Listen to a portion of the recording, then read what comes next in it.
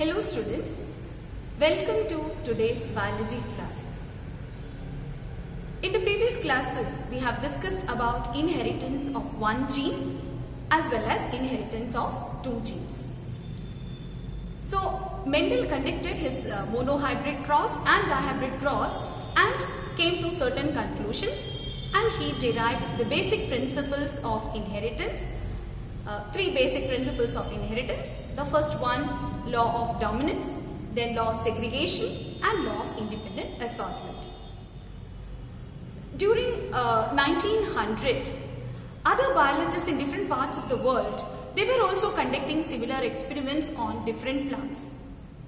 And they also got different results. They also got somewhat the same results, and they published their findings in the journals. And it was then that Mendel's work was recognized, that we have seen. So it was in 1900 that three famous biologists, Carl Correns, then Schermark and Hugo de Vries, rediscovered Mendel's work. And during these experiments, Carl Correns, he was conducting experiment on a plant by name 4 o'clock plant. Also, the scientific name is Mirabilis jalapa. Mirabilis jalapa. While conducting experiments on this plant, he got a result which was different from what Mendel had got. Or the result he got was slightly different from the other results like monohybrid and dihybrid cross. So from that, he came to a conclusion that always the dominant gene cannot express completely in the presence of recessive gene. There are certain instances where the dominant gene fails to express completely in the presence of recessive gene, and that is known as incomplete dominance. From the word itself, it's very clear. Not completely dominant. That's the meaning of incomplete dominance. So today let's discuss about incomplete dominance with the help of a schematic representation. And this question is also very important from examination point of view. So you may get this as a 5-mark question. So let us see what is the definition for incomplete dominance. So incomplete dominance is the phenomenon in which the dominant gene fails to express completely in the presence of the recessive gene, undergoes blending and produces a phenotype intermediate to the parental phenotype. Once again, incomplete dominance is the phenomenon in which the dominant gene fails to express completely when in the presence of its recessive gene. That means in heterozygous condition. In heterozygous condition, the dominant gene, that is example F1 hybrid of a cross between tall pea plant and a dwarf pea plant. I hope you remember that. F1 hybrid was capital T, small t, and all were tall. Why? In that case, the capital T, that is a dominant gene, was able to express completely. But in this case, the dominant gene fails to express completely in the presence of recessive gene. And then what happens? Undergoes blending. Right? And then as a result of that, they produce a phenotype which is intermediate to the parental type. That means parental type is tall and dwarf, and the intermediate height, F1 plants will be all intermediate height.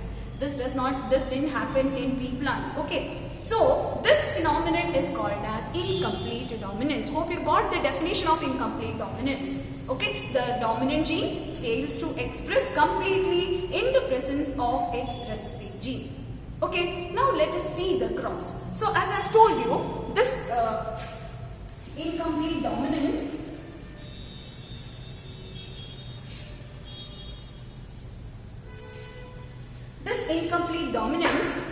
was found in two plants. One is Mirabilis jalapa, that is a scientific name of Mirabilis jalapa.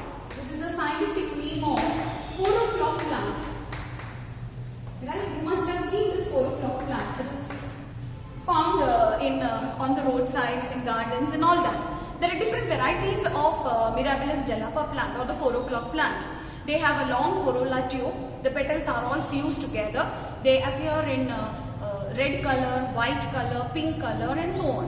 And their seeds are just like a little bigger, just like a pepper seed. If you have seen a pepper seed, black pepper, the seeds of this Mirabilis plant looks like a big pepper.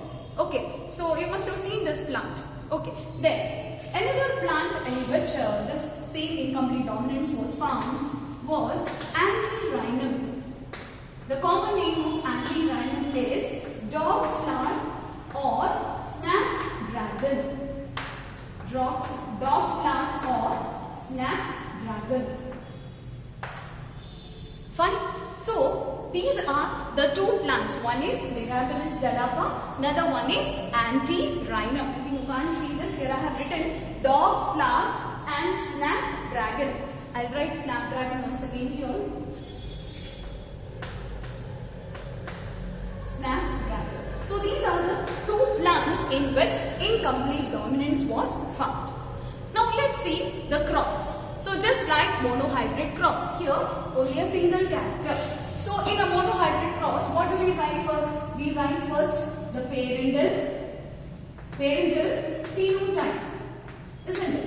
So in 4 o'clock plant as well as in Antirrhinum, there are two different varieties of plants.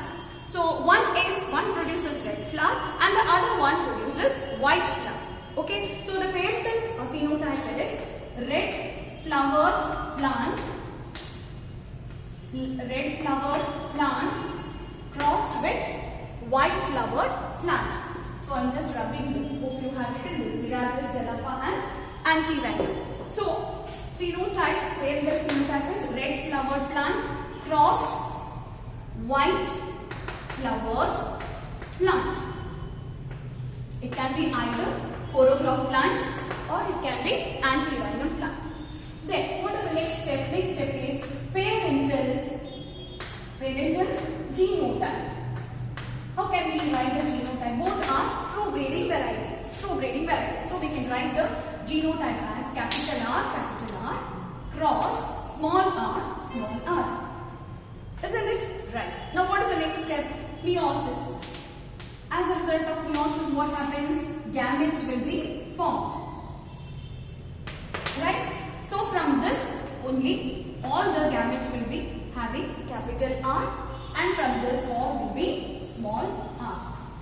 Okay? Now what is the next step? Fertilization. Next step is fertilization and we get F1 hybrid. Now F1 hybrid, it will be capital R, small r.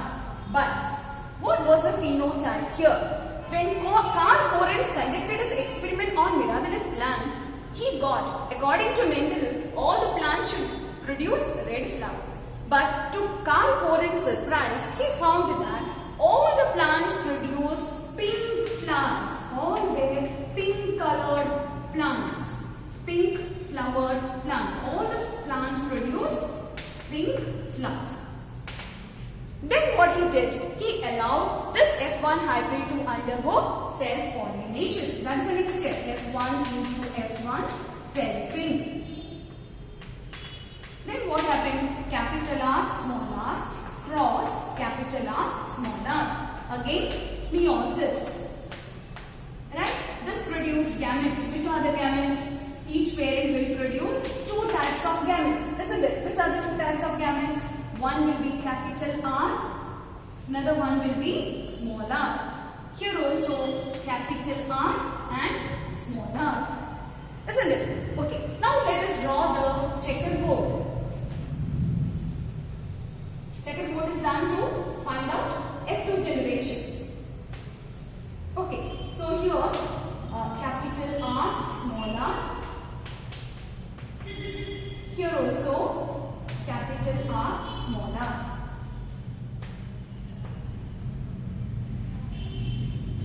Okay.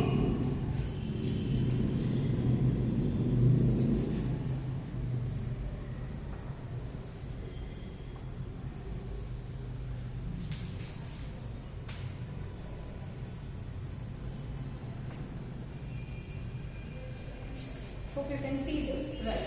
Capital R, small r, capital R, small r. Now here the cross. So here you get capital R, capital R. Here you get capital R, small r, capital R, small r, small r, small r. And the ratio. So the ratio is what? Phenotype. Let's write the phenotype. So this will be red flower. This will be pink flower. This will be again pink flower. And this will be white.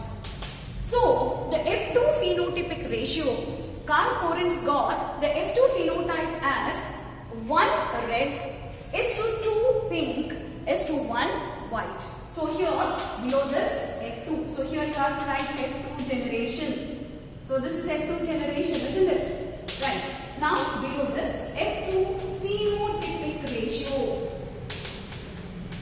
What is F2 phenotypic ratio? 1 is to 2 is to 1. That is 1 red is to 2 pink is to 1 white.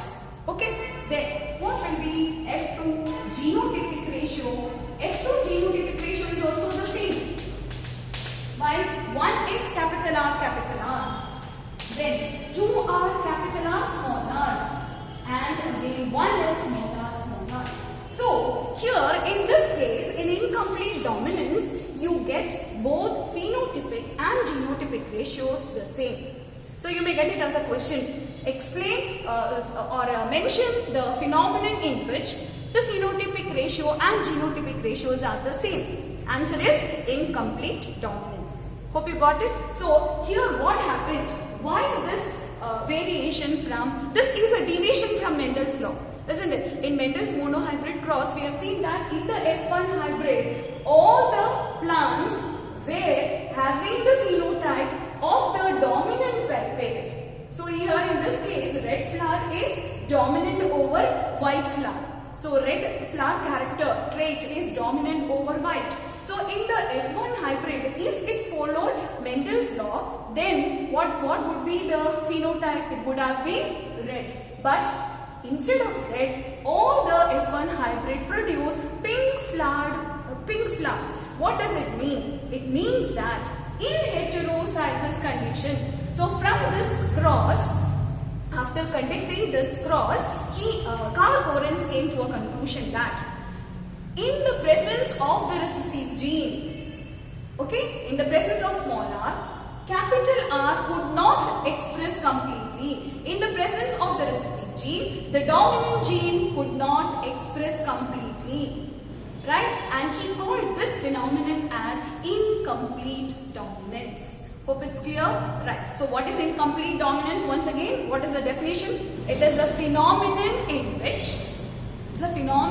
which the dominant gene fails to express completely in the presence of the recessive gene, undergoes blending, that is red and white. They have undergone blending. That is what? A color which is intermediate, right? A pink color undergoes blending and produce a phenotype which is intermediate to the parental phenotype. It is not that the F1 hybrid produced all black flowers, which was totally different from the parental characters, right? That was not the case. It was a mixture of the red and white together form pink.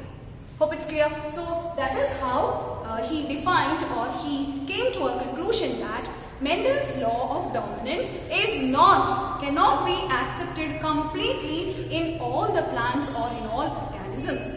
So Mendel's principle of dominance was not accepted as a law. It remains as a principle itself. Why? Because it was not completely accepted. It cannot be completely accepted in all organisms. Okay, so hope this is clear. So that is all about incomplete dominance. So it was Carl Correns who conducted this experiment on two plants. One is Mirabilis jalapa and the other one Antirrhinum. Hope it's clear. So the cross is the same as that of monohybrid, but whenever the heterozygous condition comes, you have to write an intermediate character. That is pink color. Okay, so that is all about incomplete dominance. Hope you all understood.